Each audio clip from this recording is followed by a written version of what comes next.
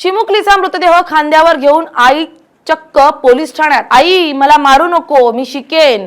चिमुकलीच्या त्या एका वाक्यानं वाचला जीव। बार्शी सोलापूर जिल्ह्यातलं एक शांत शहर, पण आज या शहरातून समोर आलेल्या एका घटनेनं संपूर्ण महाराष्ट्र सुन्न झालाय। आई म्हणजे माया, आई म्हणजे ममत्व, आई म्हणजे आपल्या लेकरांसाठी जीवाची बाजी लावणारी व्यक्ती। पण जर हीच आई आपल्या पोटच्या लेकराचा जीव घेऊ लागली तर त्या घटनेकडे नेमकं कसं पाहायचं? पतीच्या कथित छळाला कंटाळून एका आईनं अवघ्या 10 महिन्यांच्या चिमुकलीची निर्गुण हत्या केली आहे। त्यानंतर 6 वर्षांच्या मोठ्या मुलीलाही संपवण्याचा प्रयत्न केला, पण त्या चिमुरडीच्या तोंडून निघालेल्या एका वाक्यानं तिचा जीव वाचलाय। आई मला मारू नको, मी चांगली शाळा शिकेन। आणि यानंतर जे घडलं त्यानं पोलीसही हादरलेत, कारण आपल्या 10 महिन्यांच्या मुलीचा मृतदेह खांद्यावर घेऊन ही आई स्वतःच पोलीस ठाण्यात पोहोचली आहे। आता नेमकं काय घडलंय पाहूयात या व्हिडिओतून। नमस्कार, मी स्नेहल चौधरी, आपण पाहत आहात LS मराठी। सोलापूर जिल्ह्यातील बार्शी शहरात माणुसकीला हादरवून सोडणारी घटना घडली आहे। आरोपी महिलेचं नाव पूजा योगेश खुर्दामणे, वय वर्ष 26, मूळची नांदेड जिल्ह्यातील शिराडोन गावची असलेली पूजा सध्या बार्शीमध्ये वास्तव्यास होती। पोलिसांच्या माहितीनुसार पतीच्या कथित छळाला कंटाळून तिने स्वतःसह दोन्ही मुलींनाही संपवण्याचा निर्णय घेतल्याची कबुली दिली आहे। शनिवारी सकाळी घरातून पती कामावर गेल्यानंतर घरात फक्त आई आणि तिच्या 2 मुली होत्या। त्यातील अवघ्या 10 महिन्यांच्या शक्ती या चिमुकलीचा आरोपी आईनं आधी गळा दाबला, त्यानंतर तिला पाण्यानं भरलेल्या बादलीत बुडवून तिची हत्या केल्याचा आरोप आहे। एका निष्पाप जीवाचा काही क्षणात अंत झाला। मात्र एवढ्यावरच ही घटना थांबलेली नाहीये। त्यानंतर आरोपी आईनं 6 वर्षांच्या तेजल या मोठ्या मुलीकडे मोर्चा वळवला, तिचाही गळा दाबण्याचा प्रयत्न केला।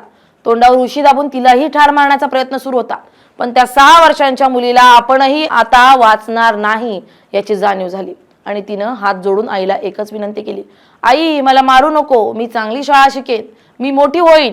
या निष्पाप शब्दांनी आईचा हात थांबला।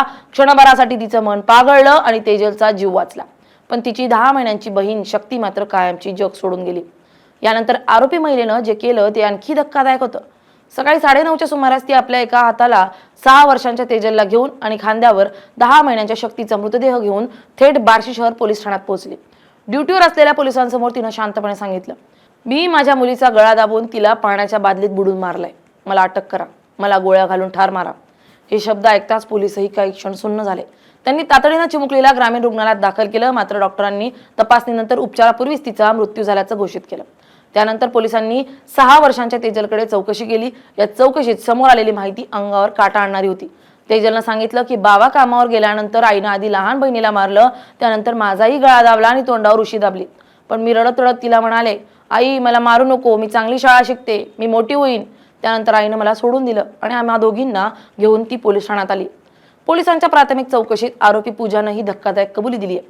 पतीच्या त्रासाला कंटाळून मी स्वतः आणि माझ्या दोन्ही मुलींना संपवण्याचं ठरवलं होतं, असं तिने सांगितल्याची माहिती पोलिसांनी दिली आहे। मात्र या कथित छळाचं नेमकं स्वरूप काय होतं याचा तपास आता पोलीस करत आहेत। या प्रकरणी बार्शी शहर पोलिसांनी आरोपी पूजा खुर्दामणे हिच्या विरुद्ध भारतीय न्याय संहिता अर्थात BNS कलम 103 अंतर्गत 1 आणि 109 अन्वये खून आणि खुनाच्या प्रयत्नाचा गुन्हा दाखल केला असून पुढील तपास सुरू आहे। पण या संपूर्ण घटनेनंतर अनेक प्रश्न अनुत्तरित आहेत। पती पत्नीमधील वाद इतक्या टोकाला कसा गेला? जर महिलेवर खरोखरच अत्याचार होत होते तर तिला वेळेत मदत का नाही मिळाली? मानसिक तणाव, कौटुंबिक कलह आणि सामाजिक आधार व्यवस्था याबाबत अजून आपण किती मागे आहोत? आणि या सगळ्या संघर्षात 2 निष्पाप मुलींचा काय दोष होता? एका बाजूला 10 महिन्यांची शक्ती कायमची निघून गेली आहे, तर दुसऱ्या बाजूला 6 वर्षांची तेजल आयुष्यभरासाठी त्या एका दिवसाच्या भीषण आठवणी घेऊन जाणार आहे। आई मला मारू नको, मी शिकेन, हे तिचे शब्द आता केवळ एका मुलीची आर्त हाक राहिलेली नाहीयेत, तर प्रत्येक आई वडिलांना, प्रत्येक कुटुंबाला आणि संपूर्ण समाजाला अंतर्मुख करणारा प्रश्न बनलेत। या प्रकरणाचा तपास पोलीस करत आहेत। सत्य काय आहे हे तपासातून स्पष्ट होईलच। मात्र एक गोष्ट निश्चित, कौटुंबिक वादांचा शेवट कधीच निरपराध मुलांच्या आयुष्यावर होऊ नये हेच नक्की। Bureau report LS Marathi.